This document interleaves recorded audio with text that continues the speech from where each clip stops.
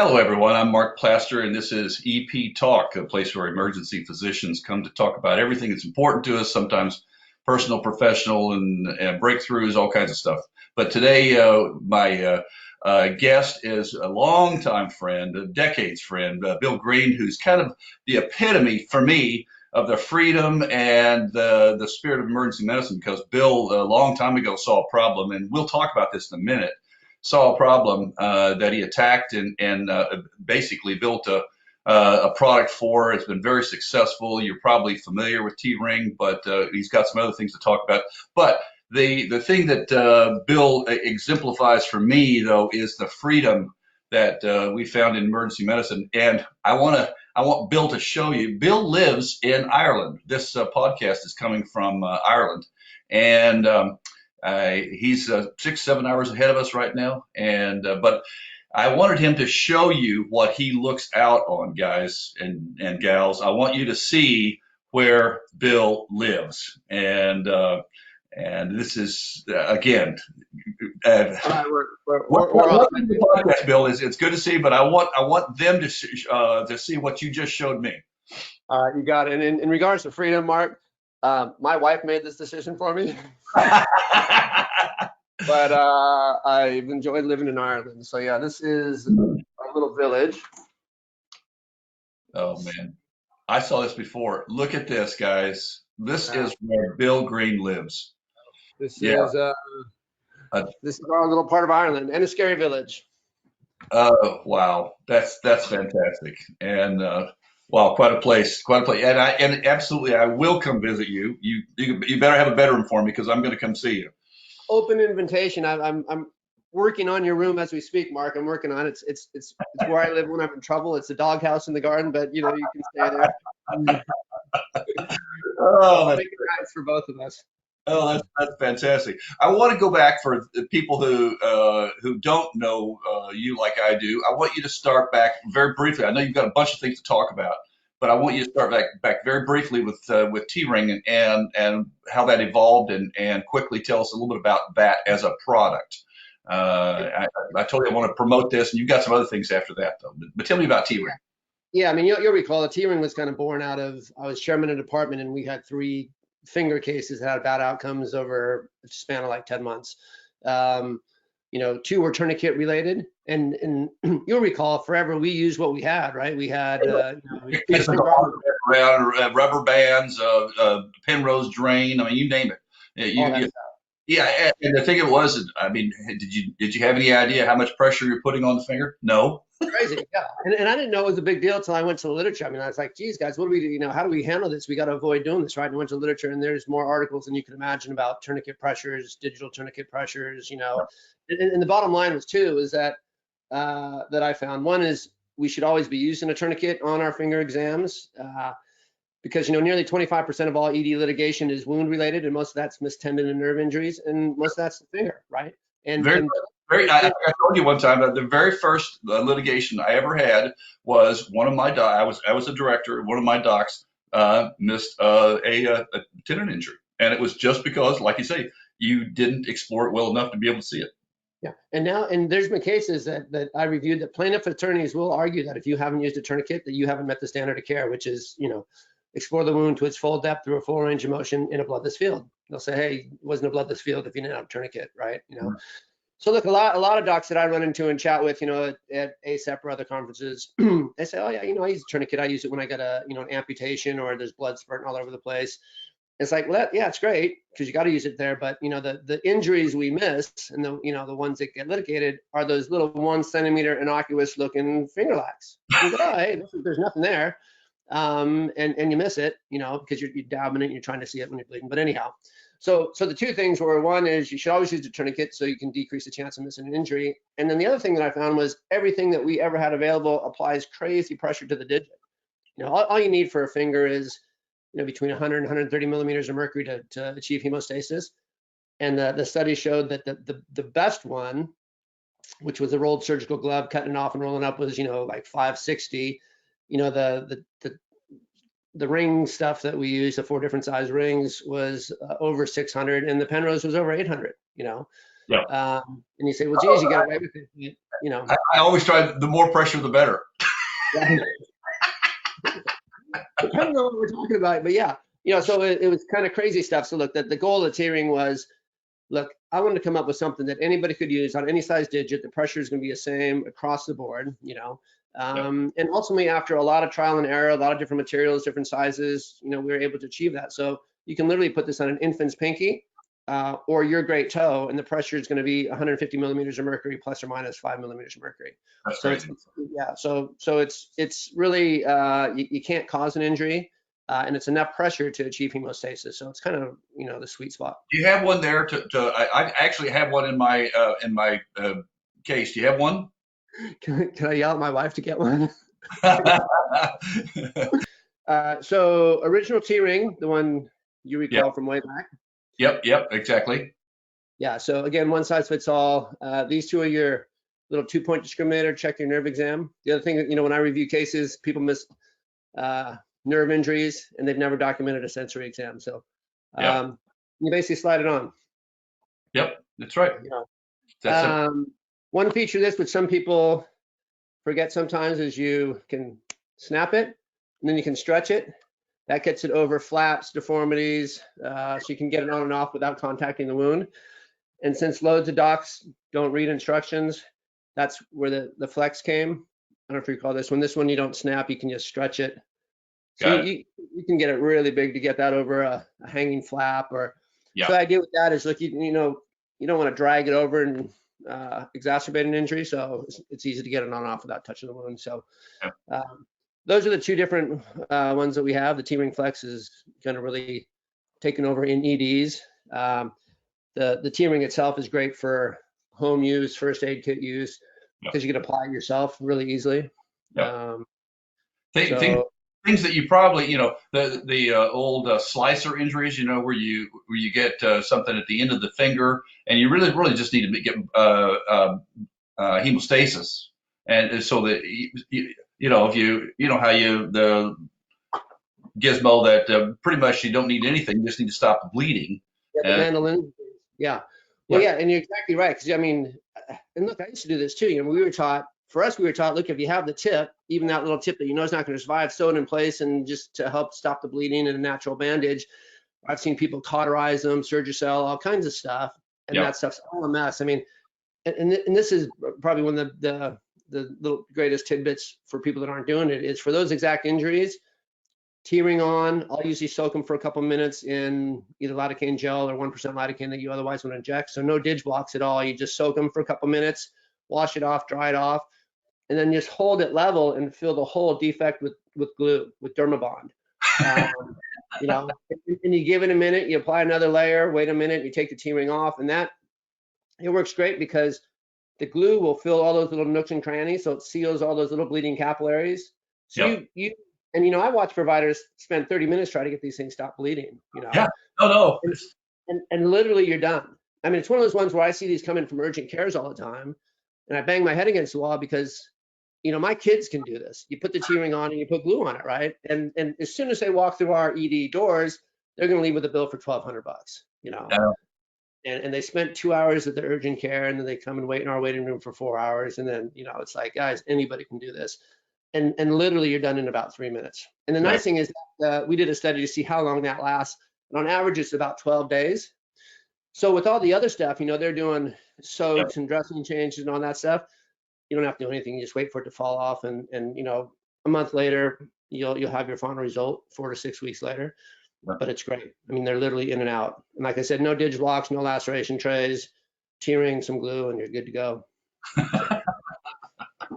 So what are you working on now? Okay, you've given us the quick and easy, and I'll say this to my audience. Okay, if you don't have this in your ER, you're really messing up. Okay, this is making your life so much easier. We see these all the time, and this will make your life so much easier. The patients will love you for it. They'll look at it and go, my gosh. And frankly, are they available at drugstores? Are you able to get them in drugstores?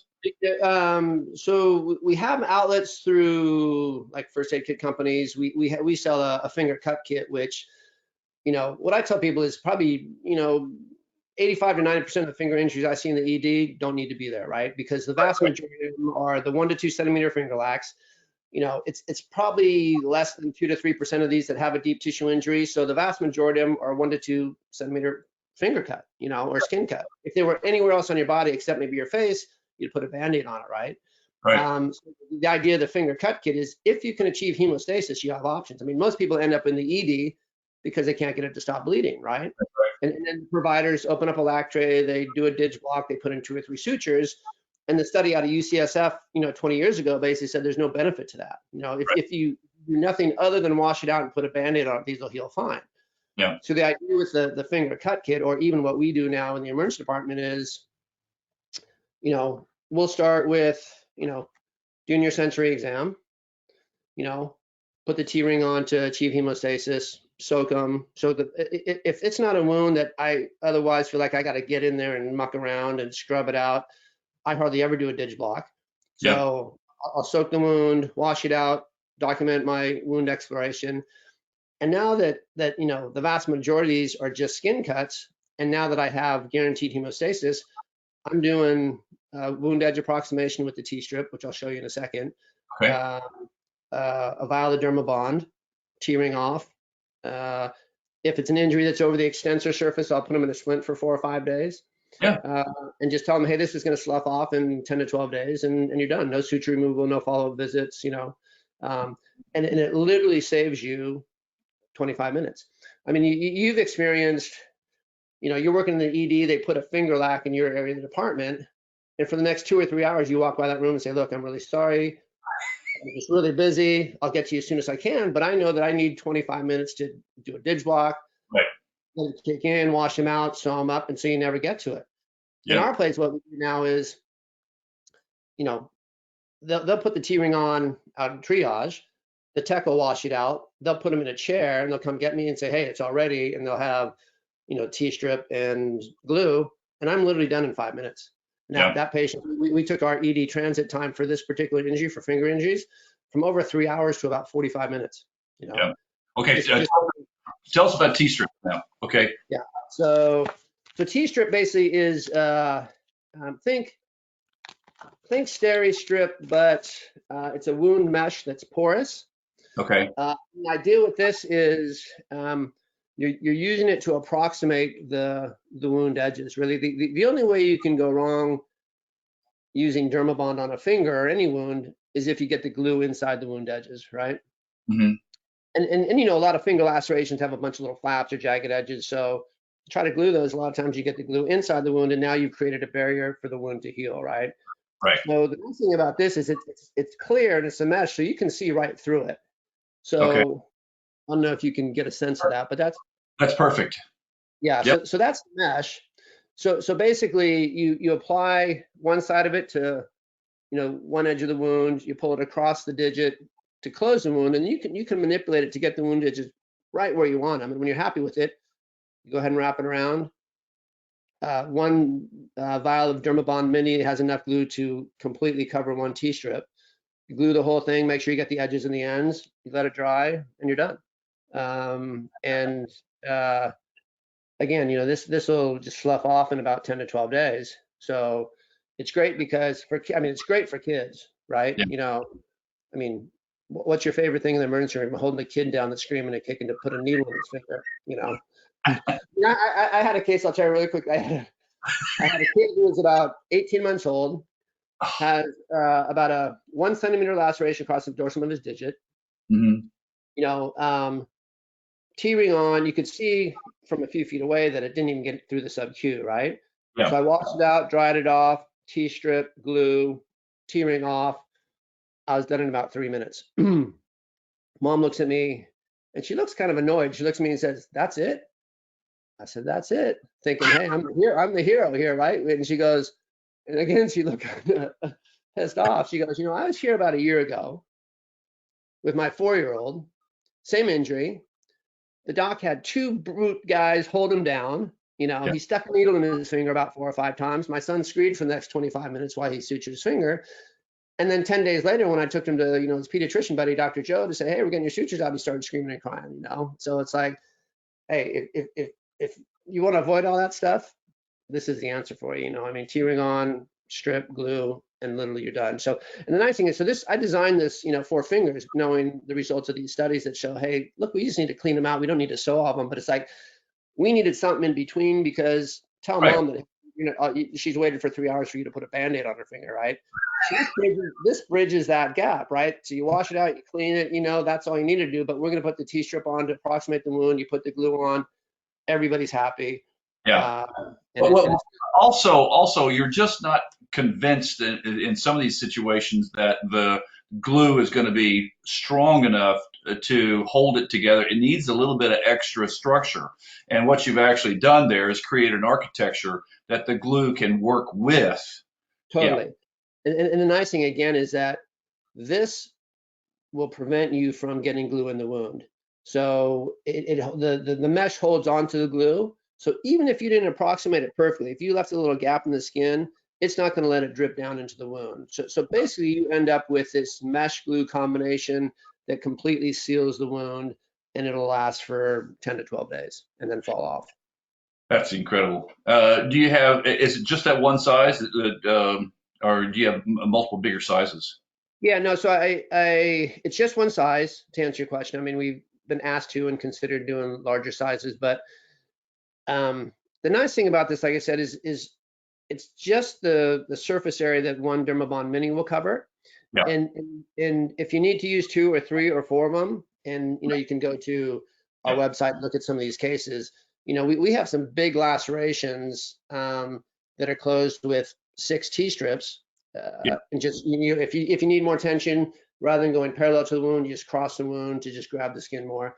But no, we even though it was designed for fingers, they're great for those superficial skin avulsions that we see all the time in older folks, where you just get those flaps. And I don't know about you, but I was taught that, oh yeah, you put a steri strip on the skin and then you suture through the steri strip and pull it together. And I'm like, what are you talking about? And so look, it just makes it a lot easier. And the great thing is that it's transparent, so you can see what you're doing. We did a study initially to see, hey, how does it work using steri strips to close these and not sutures? And what I found is you couldn't see through the steri strip. You can't see the wound edges underneath. Right. And plus the glue doesn't penetrate the steri strip, so you really lose the adherence that you get with the T-strip. So yeah, finger lax, great. So netting, you're telling me that is actually a net.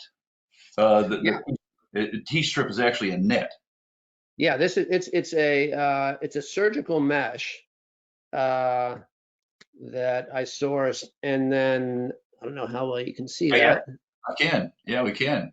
So that's all mesh. So you figure probably 80% of the surface area is air. It's porous. It's just the mesh to hold on to it, to give you the ability to approximate the wound, add tensile strength to the wound, Cool. and it works great. Fantastic. Yeah. So look, I use it everywhere now. Facial lacerations for kids, or anyone. If I use it over the extensor surface, I'll immobilize it for a few days. Tell them not to soak it. They can shower and pat it dry, but it's kind of same instructions you'd give with Dermabond or sutures. Yeah. But it's just, look, it's all about time saving stuff, and making it. I mean, who wants digital blocks? I mean, they hurt. Yeah, no, I tell you. I mean, it's all about you. I mean. And I'll be honest with you, different people are good at putting them in, and some are not good at putting them in. And I've seen digital blocks with a couple of shots, and the whole digit is completely numb. And I've seen people really struggle trying to get anesthesia in a digital block, and they're so if you could avoid that, I mean, for crying out loud, avoid it. Yeah, and back to the pressure, because there are other, there's MacGyver stuff that people still use. There's other products on the market, but there's been numerous pressure studies now, and a couple pressure studies that have compared the T-ring directly to one of our competitors that was a one size fits all, but now they've digressed to a 2 size because they couldn't get the one size to apply the appropriate pressure. But in all the studies, including their own studies that they did, the T-ring in every case applies the lowest pressure. And if you look at the literature in terms of tourniquet safety, the one thing they bang on about is you always got to lose the least amount of pressure necessary to achieve hemostasis, because anything higher than that, you're increasing the risk that you'll cause a neurovascular injury. And you would think, really, does that really happen? But you look at the literature, and it's more common than you think. They did one study, similar devices on limbs. Two studies, one 70%, the other one 75% of them demonstrated nerve dysfunction after tourniquet use that lasted from 2 to 6 months. I can actually show you a finger that got amputated, and I won't say it was because of the I don't know why, but I had neurovascular dysfunction for almost 2 years following that. And if a tourniquet was applied, I mean, because I tell you, the tip, look, I mean, at the tip, you basically have nerve distribution from both sides, so that's why, I tell people, like, you really don't need to do a sensory exam if you have a tip injury, because it's going to be fine. It's really when you're talking about, it's more proximal to the, the middle and the proximal phalanx that for sure, you got to do your 2-point discrimination. But if you got an injury at the tip and you have any, neuropraxia, and a tourniquet was used, it's from the tourniquet, Yeah, I think you're right. Look, so I mean, if you try to put anything on like one of my kids' fingers other than this, I'd say, yeah, no. You got anything else in the pipeline you're working on right now? Yeah, I do. There's a couple things. I mean, look, for me, it's what's been the biggest pain in my behind in terms of. So I've looked at some stuff for tooth injuries. Okay. 6 months ago, my son was at his, flag football practice. Practice was over, but they did one more play, and he knocked his tooth partially out, and he was bummed. I'm like, took him home, put him on the bed, did a periapical block, and just shoved it in. And actually, I mean, it's like, wow, that looks great, And he's like, I mean, your family doesn't think you're a good doctor, right? I mean, it looks great. Yeah, it looks okay. But, they always tell me I'm useless, when they come to me with it. And then went to the dentist the next day, and they had this really cool thing where they could, put a bridge. I've used stuff in the ED for dental injuries. It just is cumbersome and doesn't work real great. Right. So that's one thing. And then the other thing is a universal sized, another device for fingers. That more information coming. Interesting. You'll be the first to see it. Interesting. Absolutely. Yeah. And are you going to go to, unfortunately, I'm not going to ACEP this year. It'll be the first time in almost 30 years probably that I'm not going to ACEP. But will you be there this year? I'll be there. If you told me that, I don't know that I would have gone, Mark. I mean, I get on a flight tomorrow. I land in LA, Thursday, and I'll fly up to San Fran on Friday.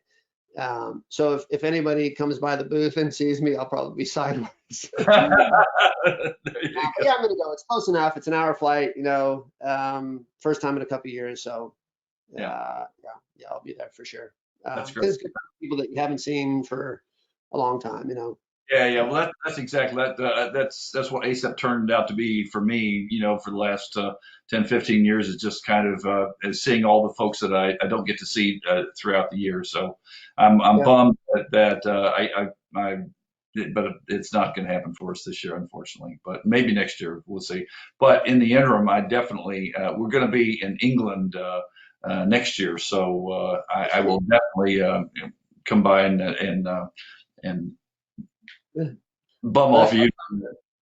Here's the deal, Mark. I can turn left out my front door and walk about 70 feet to a pub. I'll buy a pint of Guinness, or we can go straight across the street about 100 feet and there's a pub, and I'll buy another pint of Guinness.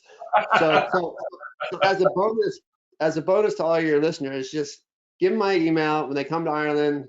I'll show them the village, and great. It's worth a visit for sure. Well, we're at the end of our time, and I just want to say to all of our viewers, listeners, that Bill is the epitome of the free-spirited emergency doc who sees a problem and takes care of it, lives the kind of life that we've all desired the kind of freedom and that's the free. I hate to get so philosophical about it, but that's the freeing of the mind that happens a lot of times in our profession, where people see a problem and say, let's tackle, let's try to figure out how to fix this. And Bill's done that, and I applaud you. I know you've enjoyed the benefits of it. Your family may be like my family and think that you don't know anything at all, but I know you do. So so There you go. thank you everyone for joining us today, and take Bill up on it and find him in England or not England but Ireland, and I'll also drop by the booth in ASAP. So Mark, take care. great Good to see you. Bill. Take care. Bye bye.